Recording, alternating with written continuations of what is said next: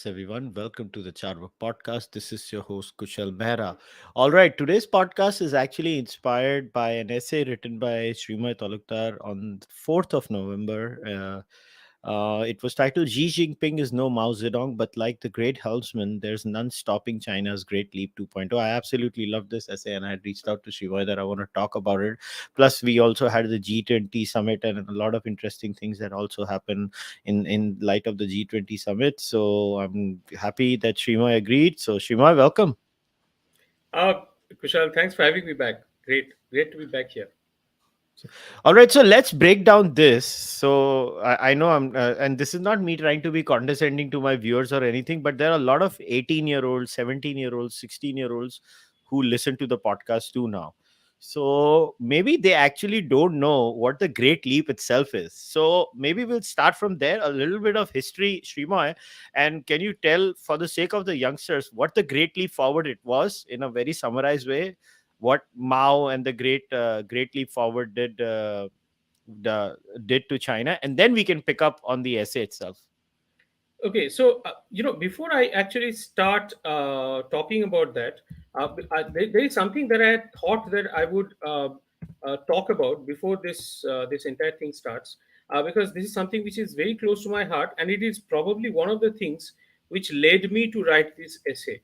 I will obviously take your question and I'll answer that, but before that, I would like to just take a little bit of time in discussing Please this, do. and then I'll kick off. Please Yeah. do. So, Please do. just a few weeks back, a rumor started online that Chinese President Xi Jinping has been arrested in a coup, and he is closeted in his palace, and apparently the army has taken over. We, by way of information, it was basically a couple of guys, journalists associated with a sect called Falun Gong. They had started this rumor by posting a couple of tweets and an unnamed video clip which had nothing to show except just a small just a convoy moving towards one from one place to another, and then it triggered such a tsunami of misinformation in India, and everybody started believing it in such a way that I was flabbergasted, and that by mean everybody, I meant a lot of really handles whom I respect a lot, who generally they're knowledgeable in what they say, but even they were discussing that, and or they wanted to believe that that is happening. So the reason I want to discuss this upfront is that there is a lack in India of knowledge about China and how the Chinese system operates. We we live in a state of blankness, and we cannot afford to do that, because China is India's biggest challenge. It is the biggest challenge, and as time progresses and as India grows and so does China, it will this challenge will become even greater, not lesser. So it is imperative for Indians to understand how the Chinese system works, how it develops, what it does and what it does not. And the reason I wanted to start with this is that I want everybody to understand that the Chinese system is not unstable. The Chinese system is not a system which is given to the kind of drama that we see in Pakistan, right? So do not equate both.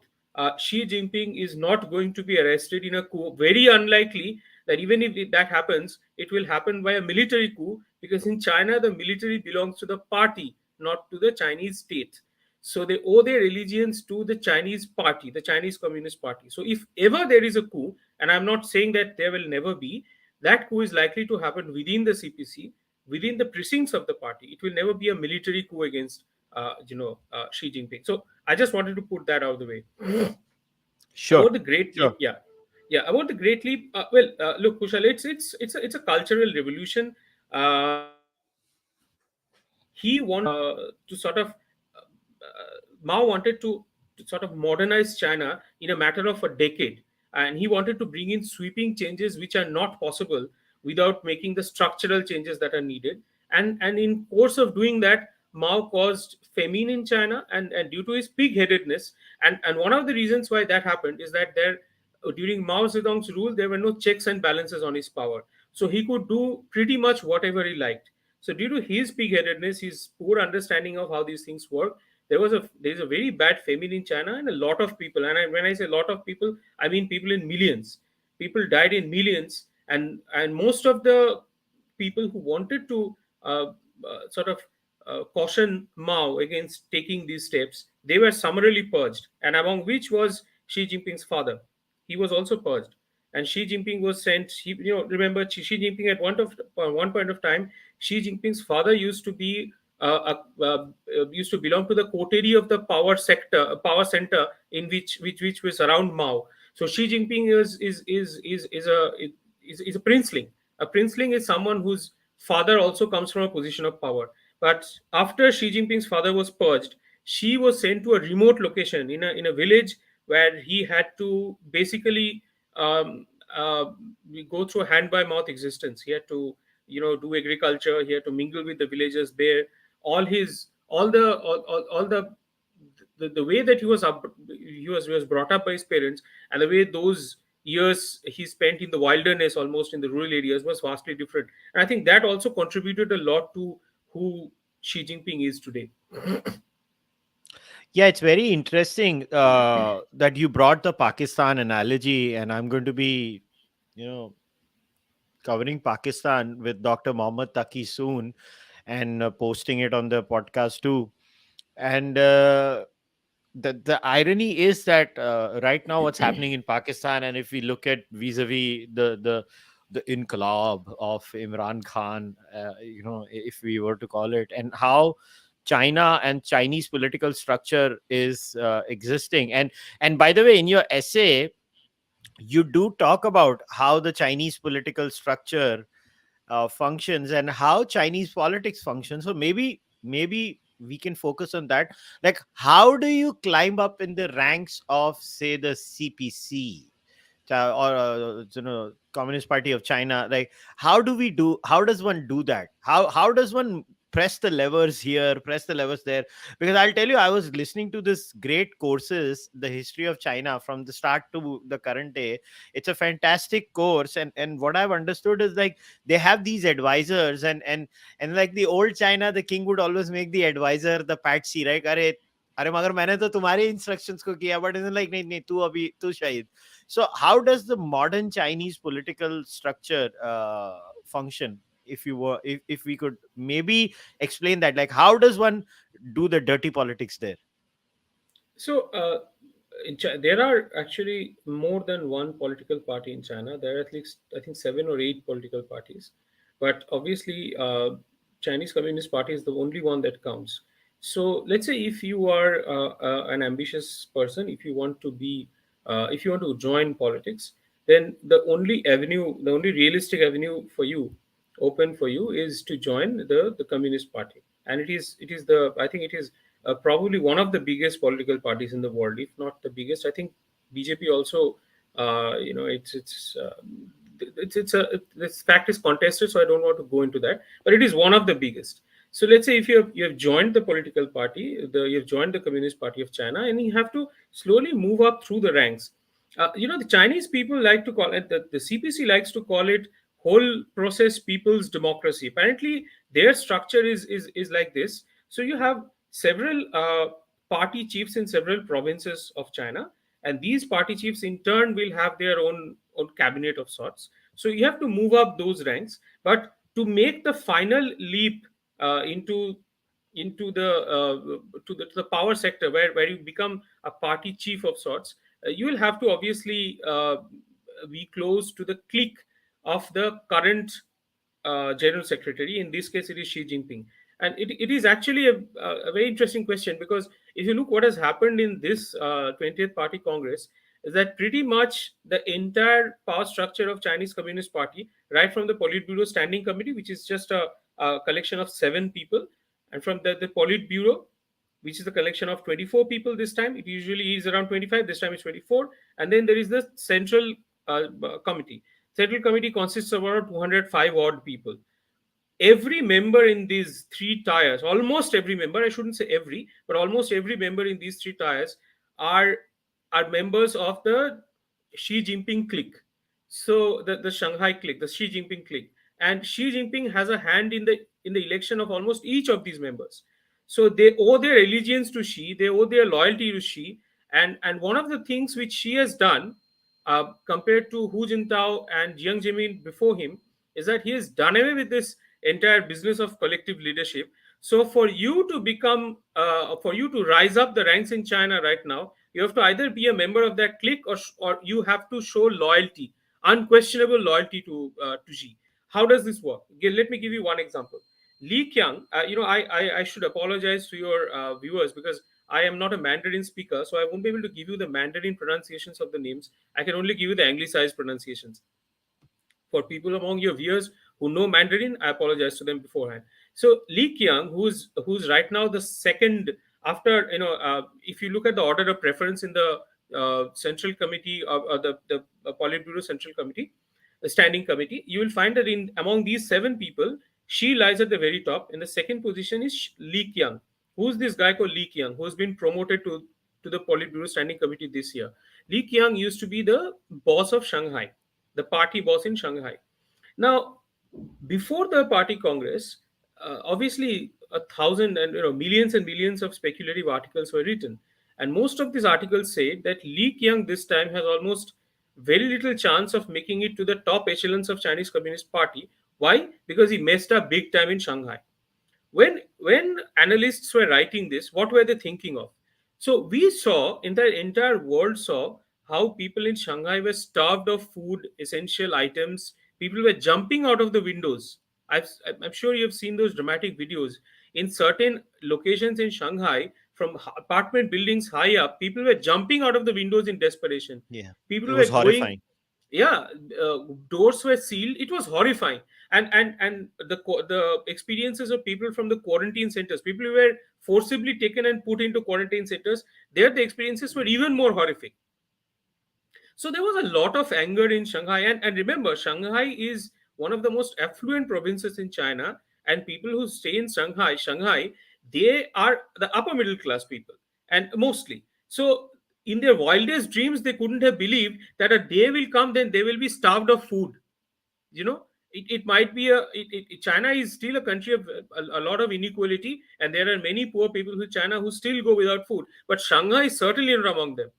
People in Shanghai are among the upper middle class people. So they had to undergo that sort of trauma.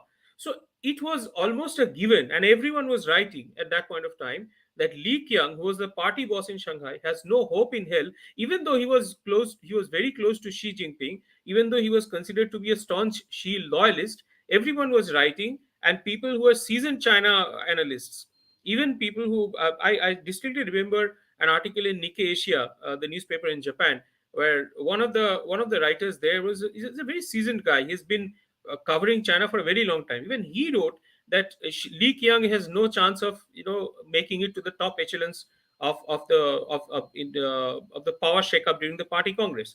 Now, what did we see? We saw that Li Qiang not only did make it, he is the number two person in the PBSC, which basically means that in March, when the new cabinet is sworn in, he will probably become the new Chinese premier instead of Li Keqiang.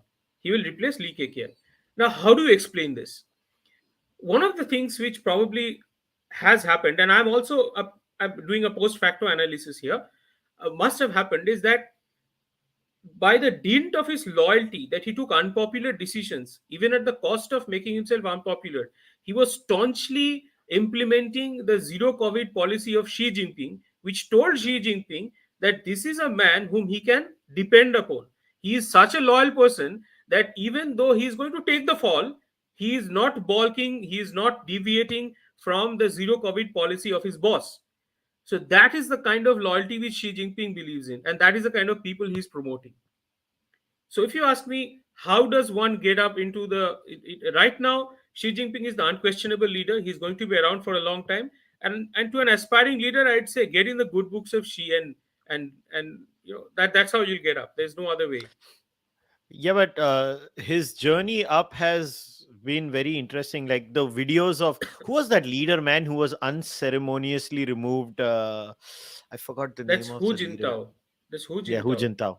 Hu Yeah. Jintao. Yeah, I mean, Hu Jintao it's is very the hard to. ex Chinese president. Yeah, and he Yeah, Xi Jinping succeeded him. Hu yeah, Jintao was, uh, when Deng Xiaoping came into power. One of the things which Deng Xiaoping did, who was the original reformer of China, one of the things he did was that he installed a modicum of balance in the Chinese elite politics. He said that from now on, because Deng Xiaoping had seen what could have happened in Mao Zedong's rule, what can an unlimited power in the hand of one person mean? The tragedy of Great Leap, and the famine, and the millions who died. So Deng Xiaoping wanted to put in place a system where there would be a fair amount of collective leadership. So what would be a Hmm. collective leadership? The collective leadership would be something like this. Obviously, as general secretary and the president of of China, that person will be the top. But then in the extended Politburo Standing Committee, which is a coterie of another 7 people, and the Politburo just below it, which is another 25 odd people, there will be people belonging to rival cliques as well, right? Now, the ultimate authority will rest with the Chinese president or the general secretary, but the rival cliques will some sort of provide some sort of a check or a balance on the power of that individual. This is the kind of system which he had installed. And when Deng Xiaoping went away, there was also he also started the system that this was unofficial, by the way. This was not written in the party constitution that a president can only serve 2 terms and after that he will be replaced. But it was a norm. It was a normative tradition which Deng Xiaoping started. So after Deng Xiaoping, we saw Jiang Zemin. Jiang Zemin served for 2 terms, and after Jiang Zemin came Hu Jintao. Or once again, who served for 2 terms. And after the second term of Hu Jintao ended, Xi Jinping was inducted into the Chinese General Secretary, and he became the Chinese president. Now, one of the things which he has done, Xi has done, is that he has completely dismantled this this entire system of that a president can serve only 2 terms, and he has also done away with the power sharing arrangement. That has taken Xi a long time, mind you, because many people think that Xi started this the moment he succeeded as the moment he became Chinese president in 2012. That is wrong. It has taken Xi 10 years to reach this position. In the first 5 year term and in the second 5 year term, he still had to tolerate a lot of people from rival cliques. People like Li Keqiang, who's right now the Chinese premier. Remember, he belongs to the Communist Youth League faction. The Communist Youth League faction is the rival faction to the faction which Xi Jinping comes from. But the fact that Li Keqiang was his premier tells you that she did not have absolute control so far, which he has finally managed to do this time after 10 long years. He's patiently moved all the chess pieces and he's finally arrived at a situation where he can call the shots in such a way that all the rival factions will be obliterated and only people whom he decides, who he thinks are his staunch loyalists, will be inducted into power. So these are the basic structural changes that he has effected, which we saw this manifestation during the party congress. Basically, they're typical politicians. Long story short, they're typical politicians. But this is very, like, look, neither you know nor I know what's going to happen in the future. But if we were to make a guesstimate, like this change of May becoming premier for life, right? I mean, he's basically their head for life now. I mean, till he has the physical faculties and the mental faculties to hold that position. But like, what, there was no resistance to him inside his party system, where if he says no, bas ab main tumhara raja, kind of a thing, and like there was no maneuverability to stop that from happening. Like like, for example, the American way, right? The Americans had this thing which were started again by one of their presidents, that only 2 terms and I leave. It was never enshrined into law in that sense. It was a tradition started, and they've been following that now forever now, or over a period of time it just becomes the thing. But he clearly doesn't care, Xi Jinping. But now let us go back, because the essence of your piece was that Xi Jinping is no Mao Zedong, and you use a very specific word, which honestly that struck to me. You called it Great Leap 2.0. Now, why did you call it Great Leap 2.0? What is like, why? What made you use the word Great Leap again for this one? See, when I was writing that essay, it struck me that the kind of unlimited power which Mao had accumulated in his tenure in power, right now she has almost that kind of power in his hands, right? So if he wants to implement policies that are in the extreme, like Mao did, Great Leap Forward was a policy which was an extreme policy. He wanted to achieve some extraordinary results in a very quick time. There is no one who can stop Xi from doing that. Why do I say that? Because right now the risk and reward structure in Chinese elite politics is fashioned in such a way. After this latest shake-up, uh, since everyone who's right now inside the Politburo Standing Committee, and the Central Committee owe their allegiance to Xi, and since loyalty is probably the most important criterion in going into that power circle, naturally these people will not be able to freely speak or freely open their mind. Remember, these are not dummies. One mistake which many people do is that they think that since she has handpicked his people, that might mean that these people don't really matter. These are actually very qualified people. Some of them are technocrats. They have huge administrative experience, and these are qualified people. They're But the problem is that since she holds absolute power, and it is very difficult for a person. Let's say I am the premier, I am Li Qiang, right? I do not agree with the boss's policy, but do I have the courage to go and tell him to his face? Because if I do so, then he might take it as insubordination, or worse, he might take it that I'm doing some sort of factionalism and I can't be purged. So in this case, and since these are all career oriented individuals who want to go up, they would rather stay in Xi's good books and then speak truth to power. Now, what that means is that extremely bad information is likely to filter through Xi. What happens in a democracy? Why is democracy a better system than autocracy? The simple thing is that democracy is extremely chaotic. But the thing about democracy is that you get to hear a lot of unpleasant things even if you don't want to. And sometimes, even if you do not admit in front of the camera, you sit in a meeting with your close confidants, and you talk about these things in private, and you decide that, look, this is working and this isn't. But what happens if there is no honest feedback? If you are in a risk and reward structure where nobody is going to cross you, nobody can dare open your mouth, then what happens is that bad news is likely to be filtered out and only the good news will filter in. Now, when you are filtering out all the bad news in running a country, then obviously you are filtering out a lot of important information. So my problem with this system and what she's system has done right now is that I do not understand how he can operate in an environment where he can get only one kind of information. Then he is more likely to take, how can a leader how can a leader implement policy? He will implement policy based on the information that he gets. It is not, it is not likely that she goes out late into the night disguised as Kushalmehra or Sreemoy Talukdar and walks the nights of Shanghai Bazaar or Beijing Bazaar and sees how people see him. That is not true. He will rely on information. If that information is not honest, if that feedback is not good, if the quality of the information is not right, then he is likely to take more bad decisions and extreme policies. This is why I say that there is a more likelihood of Great Leap 2.0, because just like Mao, he has put himself in a position where he has taken out the checks and balances, and the person and he has made it more likely that he'll take more bad decisions than good ones. That is not a given. That is not a given. I'm repeating this. But there is more likelihood of him taking extreme policies in absence of this honest feedback structure. Talking about bad decisions, let me tell you one thing that has baffled me completely about the Chinese way of working and this zero COVID obsession that the Mhm, Chinese have. mhm. And every time they just lock down cities, they just shut things down.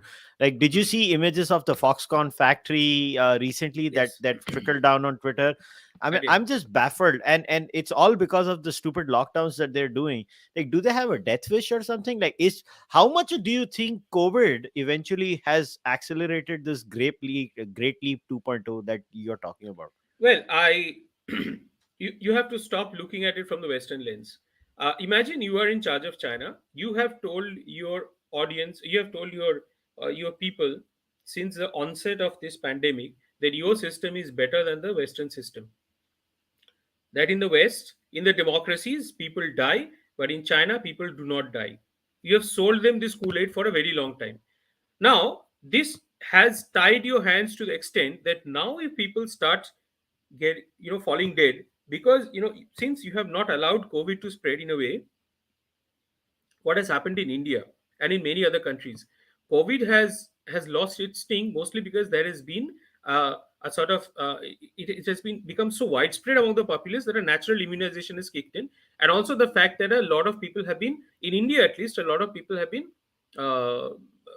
given the vaccine. In there are two issues with Chinese policy right now. The first is that China has spectacularly failed to vaccinate its citizens.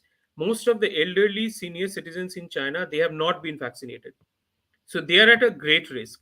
And the second thing is that by their extremely strict, extreme COVID zero policy, the Chinese people have not been exposed to the virus. There is also a set of panic inside them. So if you are the Chinese president, you know that a significant amount, and remember, China is demography. China is a country of old people. Its working age population is rapidly shrinking. So many people in China have not been vaccinated. You have told them that Western democracies are bad because they cannot handle COVID. Many people have died. In China, we have not allowed anyone to die, right? But then you out of all people should know that if this COVID is now allowed to spread, then you will be in a huge amount of trouble, because a, this disease will spread among people who are not vaccinated. Two, because natural immunization is not set in, because of this very strict COVID policy, the virus might act in a way that you cannot understand, you cannot predict. So there might be a third or a fourth wave which will be even more severe than the first wave. At least the risk is there. So how do you cope with that? Because remember, the legitimacy of Chinese Communist Party does not come through the vote bank, does not come through the electoral system. What happens in a democracy is that you know that these people have elected you, so even if you do something bad, you you will be voted out in the next cycle. That is fine. But then that legitimacy stems from your electoral win. In China, the legitimacy stays on the fact that Chinese people, the social contract which the Chinese Communist Party has with the Chinese people is that, look, you part with your liberty, you part with your freedom, and we will give you prosperity and political stability.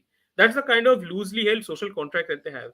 Now, if the Chinese Communist Party is failing in its primary job of providing stability, of providing or preventing a disease from spreading, then in a paranoid regime, and remember, all autocratic regimes are paranoid regimes. In a paranoid regime, that is likely to make Xi even more insecure.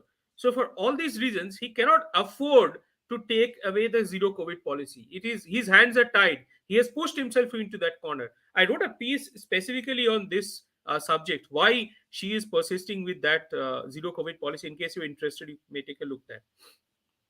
Sure. Now, but it's just, it makes no sense. Like, don't the people see the damn thing is a sham? Like, it doesn't work. No, And I think, I what think, I I've never think understood is, why don't Chinese people get angry? no, that is because they are not exposed to the kind of information that you are exposed to, Kushal. Remember that Chinese internet is heavily censored. Chinese people see what only the regime wants them to see, right? And in the minds of Chinese people, and understand this, the Chinese people are not, they're not on the impression that this is an autocratic regime which is out to oppress us.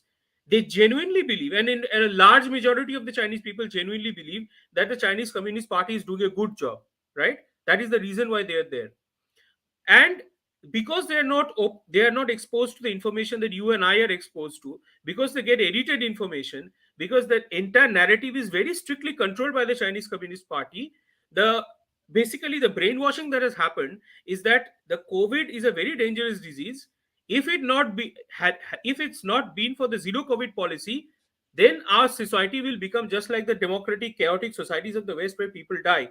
This is the thing which even Chinese people themselves accept, and they, to a large extent, and remember, this revolt against the zero COVID policy only started when food became scarce, when policies became extreme. But before that, the Chinese people were quite ready to adapt to the circumstances of the zero COVID, getting tested every day. You tell me, how many, even at the height of COVID in India, how many people, if a local administrator or a municipality body had decided that in this area, in this zone, every people will get tested every week, how do you think that thing will be accepted?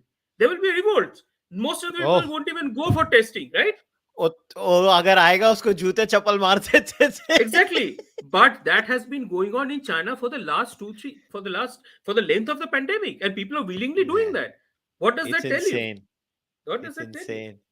So you I have mean, to understand that the regime in which the information that you are taking, the policies that your thought process is reliant on the information that you are getting. Now what happens if that information itself is constricted to serve a very specific narrative? At the end of the day, you will believe what you are being led to believe. yeah, it's just, it's insane. Uh, it's insane that people are like this. I mean, seriously.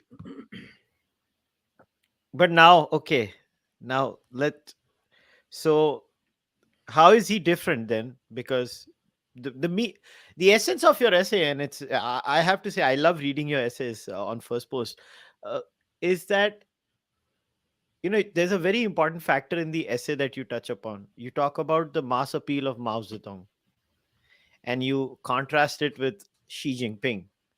Now let's focus on that. Like, your whole thing was like, do not assume Xi Jinping is Mao Zedong. Like, what but what, maybe I'm not able to understand it from the essay, and this is what I want to focus on before I start taking some audience questions also, because I know we have to wrap it up at 8 o'clock.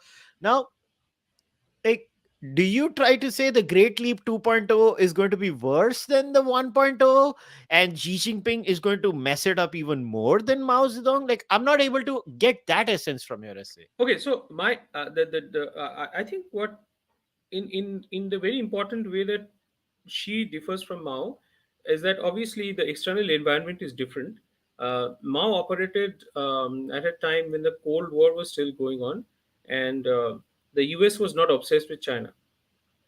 The US was obsessed with the Soviet Russia at that point of time.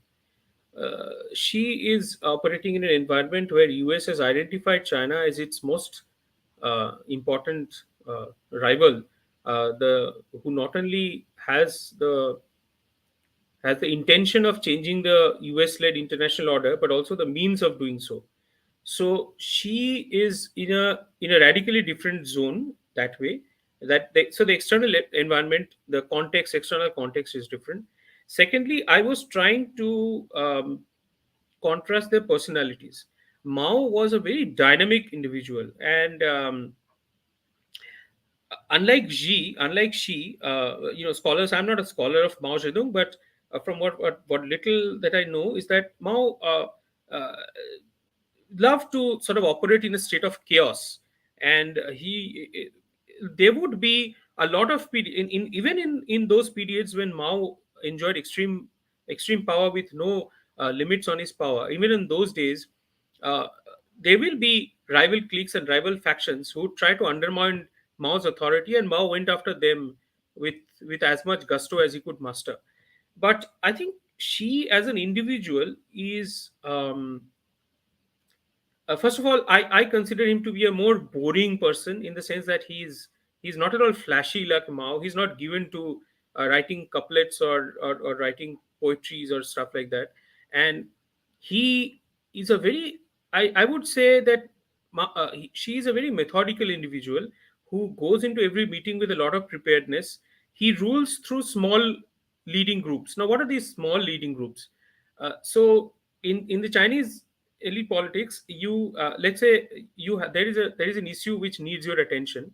So what Mao would have done is that he would appoint an individual to take care of that issue. What she does is that he creates a small group of people where he sits on top, and then they discuss that issue and they meticulously go through it. He takes a more bureaucratic approach in every problem that he faces. But the while there is a difference between Mao and Xi's approach towards solving problems, their personalities are obviously different. In one thing, I think both of them are equal, and that is their quest for unlimited power. Here, I was in this essay, I was trying to show that since many people are comparing Xi Jinping's with Mao Zedong after the latest party congress, that was my initial starting point, was this: that don't make the mistake that Xi Jinping is the new Mao. He is not the new Mao. Just because he seeks unlimited power, that does not make him the new Mao. Because Mao's personality, Mao's way of operating, and the external environment was totally different from what Xi is. His personality is different. His external environment is different. His way of approaching a problem is different. And the way he goes about eliminating his rivals is also different. In Mao's case, he would purge the rivals, send them somewhere else, or execute them. In Xi's case, and this is a very interesting aspect. I don't know whether you'll have the time. Then I would like to touch upon this aspect. Many people say that Xi used the anti-corruption platform as one of the political tools to remove all his rivals in his quest for power. It is partly true. You have to understand the context in which Xi came to power. Hu Jintao's last term, which was the decade ended in 2012, from 2007 to 2012, China had an open market policy, and while that made China very prosperous, Hu Jintao's cabinet, Hu Jintao's Politburo Standing Committee, was also driven with a lot of factionalism. And in China at that point of time, and you will understand this, Kushal, in a democratic capitalist market economy system, a lot of people can get very rich very quickly. And if you look at that system, at that point of time, China's communist system was not really in play. In the years that Jiang Zemin and Hu Jintao was in power, China was open to the world. It invited investors from all over, and a lot of people in China became very rich very quickly, which is why China posted double-digit growth for nearly 2 decades when these two guys were in power, with the opening of the economy by Deng Xiaoping, followed by Jiang Zemin and Hu Jintao. Now, the flip side of this is that there were a lot of issues inside the Communist Party. The Communist Party's grip on the society was loosening, and many Communist Party members became totally corrupted. Corruption in an unimaginable level because of the opening up of the economy, and because Hu Jintao was not a Mao Zedong or a Xi Jinping. His grip on the party was not that strong, and he was also in bed with a lot of rival factions. So he was constantly busy mitigating those fires. A lot of the focus went away from the party's grip on the Chinese society. Mm-hmm. And now you have to understand that Chinese Communist Party is absolutely obsessed with capital OBSESSED, obsessed with the fall of USSR. They believe that if Chinese Communist Party is not steered in the right direction, then another inevitable fall of the Chinese Communist Party, just like the fall of USSR, is inevitable. Which is why they have studied the fall of USSR obsessively. This is something which they have digested. Every party member in Chinese Communist Party who matter, they have digested this entire fall of USSR and how it can be avoided in the Chinese context, right? That fear, Kushal, became very real in the 2012, 2010, 2011, 2012 time when Xi Jinping was inducted into the party. One of the reasons why Xi was brought in, because it was thought that he was a clean individual who has no corrupt background of corruption, and he can tighten the screws of the party and rid the party of corruption. This was one of the and obviously you have to understand that even though right now Xi Jinping is throwing Hu Jintao out of the Great Hall of China during a party congress, but he couldn't have become a president of China had Hu Jintao's approval not been there in 2012, right? So because that is how the party is built. In 2012, when Hu Jintao was a president, he obviously agreed to make him the successor for the Chinese General Secretary's post, and that is how she came in. So she came in at a time of great crisis for the Chinese Communist Party when the entire party was going through convulsions. China was becoming very rich, but a lot of corruption was creeping in. There was an atmosphere of laissez-faire inside the party, which had never been there before, and they were genuinely worried. In comes Xi Jinping, and this is a man who's and I give Xi Jinping this. He simultaneously rid the party of corruption, but at the same time, while ridding the party of corruption, he also used corruption as a tool to rid the party of his rivals, so that his power becomes much more entrenched. So this is a dual use. If you ask me, if the people who were purged by Xi Jinping were they absolutely not corrupt, that Xi Jinping only removed them because he wanted to remove them as rivals, the answer is a little bit more complicated. They obviously has had a lot of corruption in their background, but then the way that they were eliminated, and the extent to which that campaign was carried out was obviously because of political reasons. So it's a bit of both. Xi Jinping used both these things to come to the point that he has right now. So it's very interesting. You also mentioned the age bit. Yeah, yeah, So as of now, I think China it has one of the fastest graying populations in the world, right? yeah, yeah, yeah. And uh, like I think 267 million approximately are 60 and above. That is like almost 19% of their population. They also seemed, I was hearing and reading that they seem to be faking their population numbers as actually are far more aging than they actually want to let out, because the if they do, I mean, shit will literally hit the roof for them. Even the Um, Chinese Academy of Social Sciences was quoted saying, if this trend continues, it will bring very unfavorable socio-economic consequences for them. so Kushal, I am not. I don't know whether you have read a report in South China Morning Post, a newspaper which is published from Hong Kong.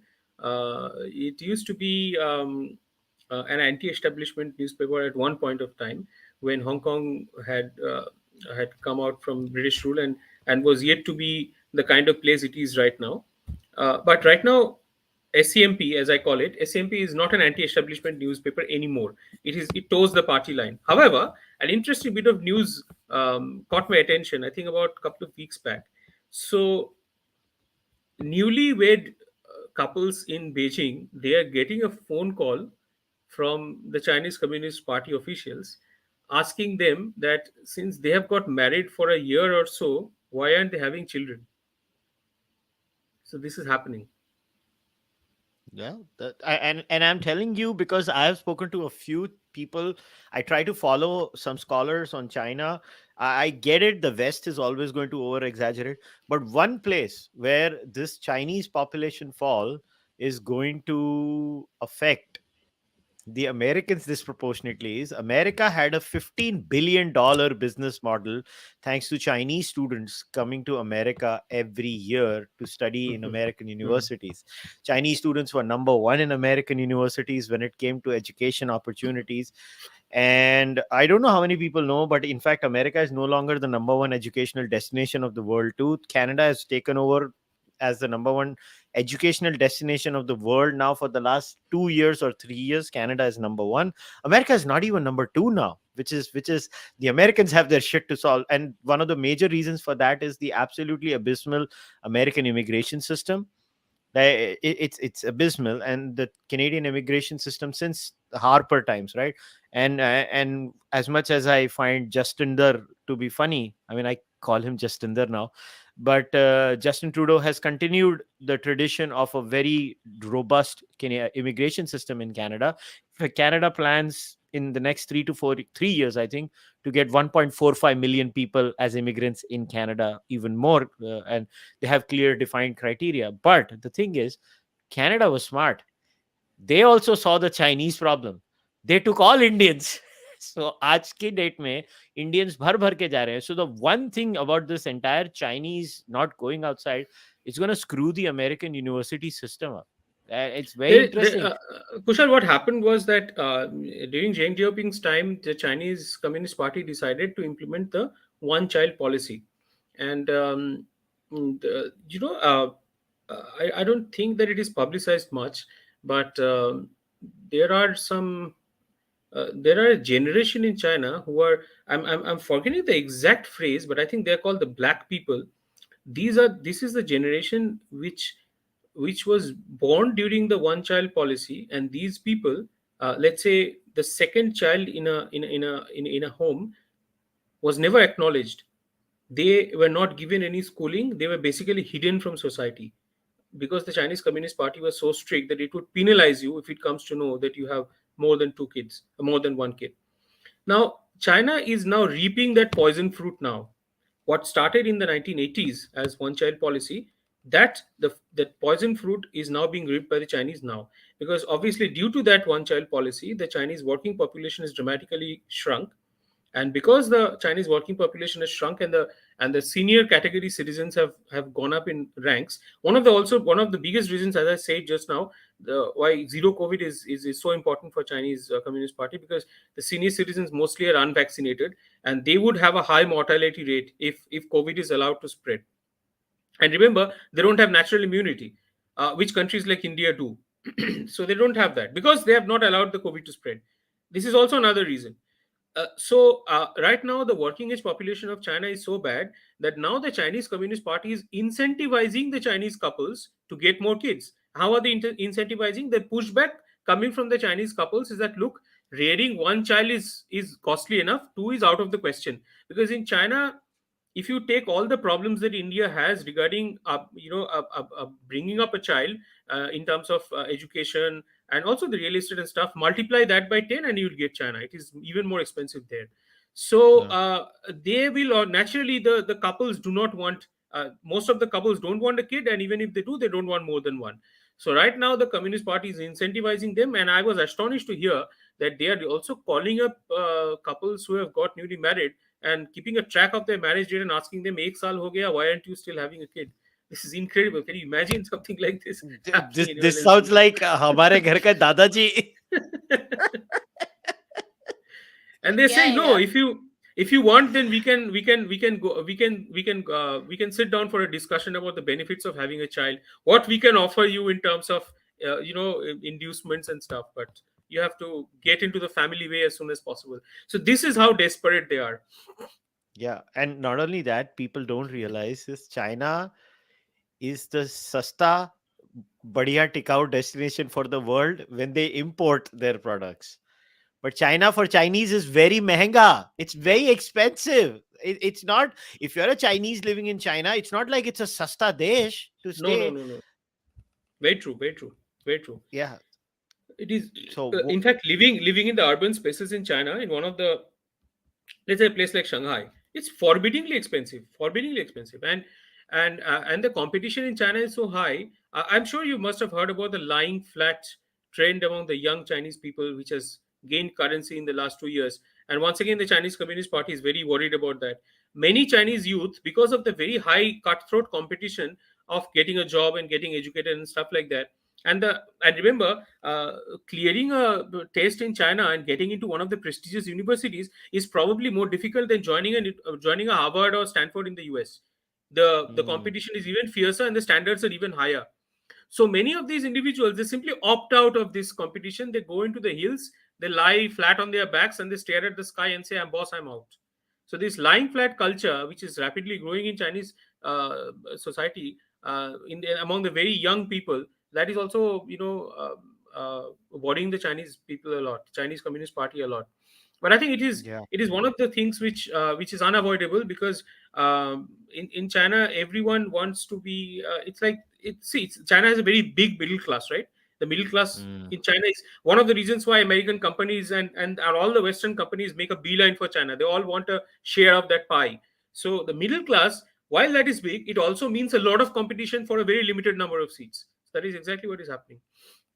exactly, exactly. All right, let's take a few viewer questions and then we'll wrap it up. So, the first question is, what made Zhang Xiaoping change the CCP policy from going out of Soviet ambit and open up the Chinese economy? And do you see China as a future superpower? I think they are a present superpower, if you ask me. Yeah, they are.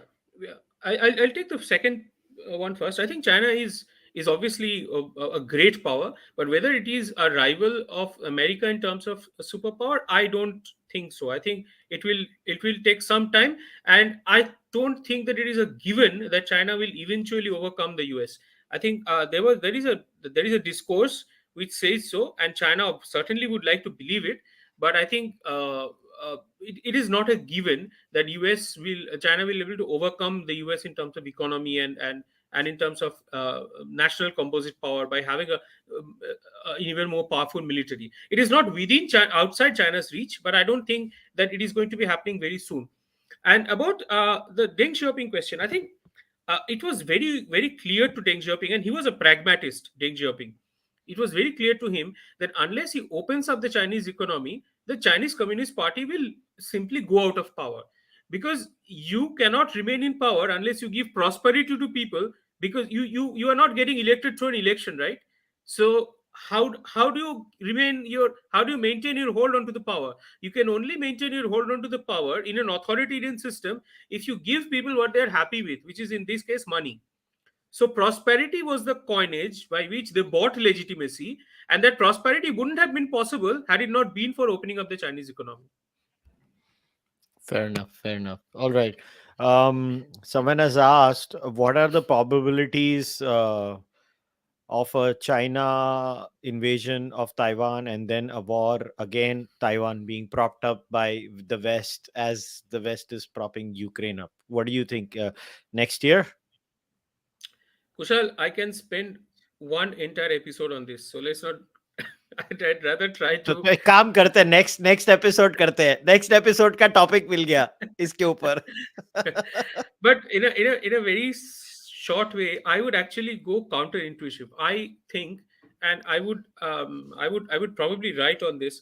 I think that Xi Jinping is not going to invade Taiwan anytime soon, because Xi Jinping will have done a cost benefit analysis, and the cost benefit analysis post Ukraine would have told him that raiding Taiwan right now is not going to be a very good strategy. There are two aspects to it. One is the military aspect, and the other one is the legitimacy of the Chinese Communist Party in Taiwan among the Taiwanese people. I'll come to that bit a little later. First, let's talk about the military aspect.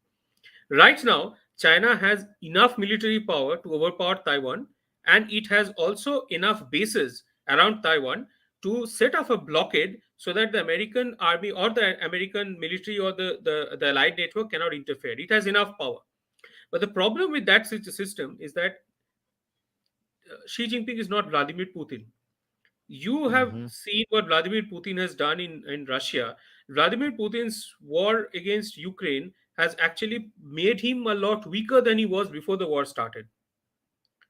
Xi Jinping is not going to do that.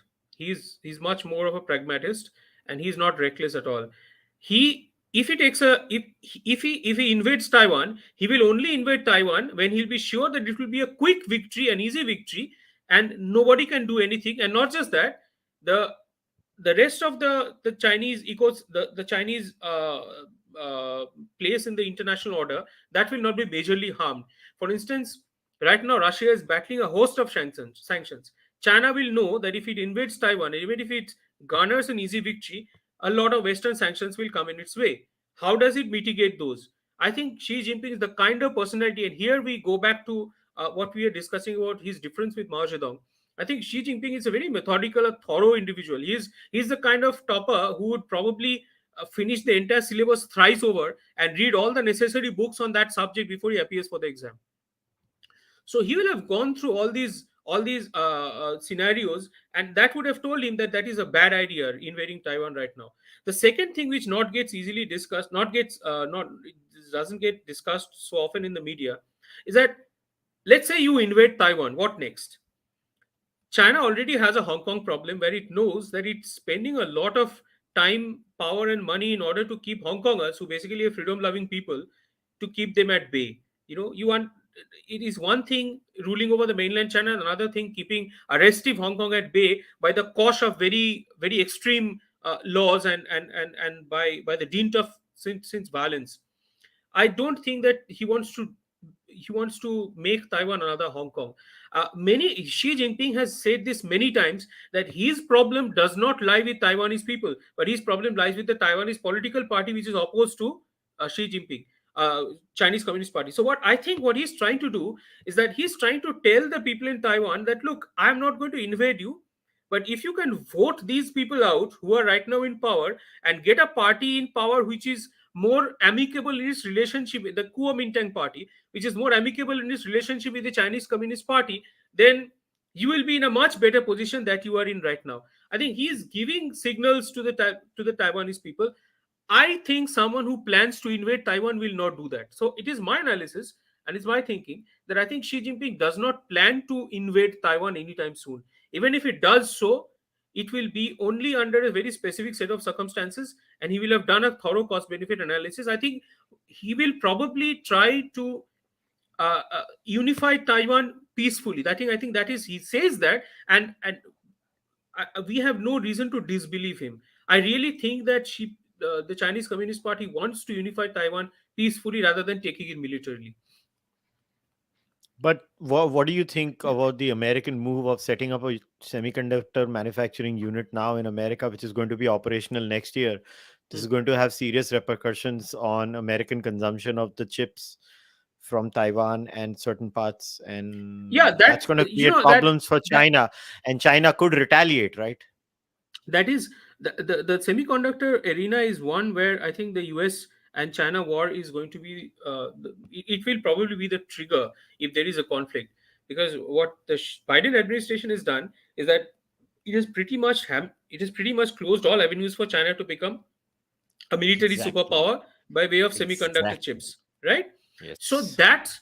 that could provide a trigger for China to move and take Taiwan, because then it gets access to the Taiwanese. Taiwan is a world leader in semiconductor chips. But do not forget that in case China invades Taiwan because it wants to take control of the semiconductor founding factories, then obviously there will be a retaliation. And semiconductor is such an intricate business, Kushal, that it is not, no country on earth can make a semiconductor by itself. It is a very intricate value chain spread all around the world, with some countries possessing very little very possessing specific specialities in one segment of that entire value chain. So for instance, for argument's sake, I say that China takes over Taiwan and takes control of the semiconductor factory there, because the US has closed all avenues of it getting semiconductor developed its own shores. But in that case, the US possesses enough power in its hand to tamper with that value chain and the supply chain, because many countries who have who value add and who give specific equipment in that value chain are US allies. They will stop doing that to the Taiwanese semiconductor factory in that scenario. So that really doesn't help China. That really Mhm. doesn't help China. It really does not make them, maybe it will get a head start for a couple of years, but eventually they will fall back, because the value chain will then get disrupted. Hmm. Now, just one last question and then we'll wrap it up. Just a quick answer. Look, Indians in India are very much aware of the Chinese threat and we have talked about it. But how do we leverage our diaspora and make them understand and through them also reach out to other counterparts in the rest of the world? Do you think there's a hope in talking about the Chinese threat there through the Yeah. diaspora? Do you think they realize the Chinese threat? I'm not sure I understand. You mean the diaspora who stay in the US, or in the Western Just in the countries? anglicized world and the anglicized world. So your contention is that they do not understand the Chinese threat. I don't know. In my experience, I don't think they understand the gravity of the Chinese threat to the world. So is there And a maybe specific reason? Is there a specific context in which you are asking this? Because I need to understand this before I can uh, no, answer it. I mean, I think a viewer has asked this question, and it was asked to me. I mean, I personally did not see any real understanding of the Chinese threat in the diaspora, because see, at the end of the day, for every diaspora, for every nation outside of their area, their ethnic people do the lobbying, and I don't know how much when it No, comes to for the instance, Indian. let's say if I talk about an Indian diaspora in the US, I think uh, uh, they're concerned about the threat that China poses to them will be specific to that country, right? Not the country of their birth, or the country of their descent. I think their context will be very specific in the sense that how they are getting affected by the Chinese threat. So I am not sure I quite understand how that will help in them understanding the Chinese threat so that it benefits India. If you ask me how Indians can better understand the Chinese threat, I think there is a paucity there. I think we need more more focus on China. I think we need more think tanks specifically dedicated to China, learning of the Chinese language, understanding how the political system works there.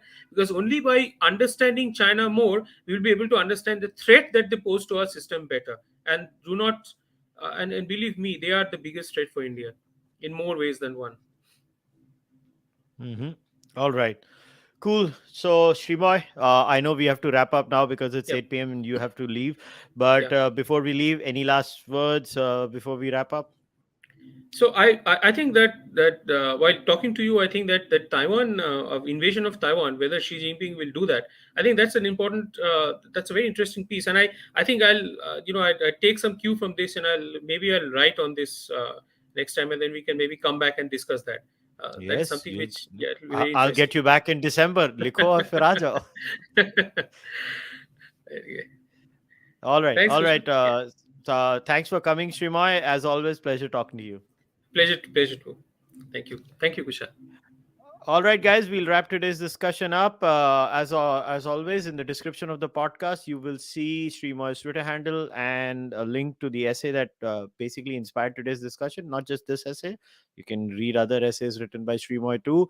And as far as I'm concerned, you can support me by subscribing to the Cārvāka podcast YouTube channel. Like the video, leave your comments, or become a sub member on YouTube, or a subscribe paid member on Patreon, or buying the merch, or sending your donations through UPI. I will see you guys next time. Until then, namaste. Take care. Bye bye.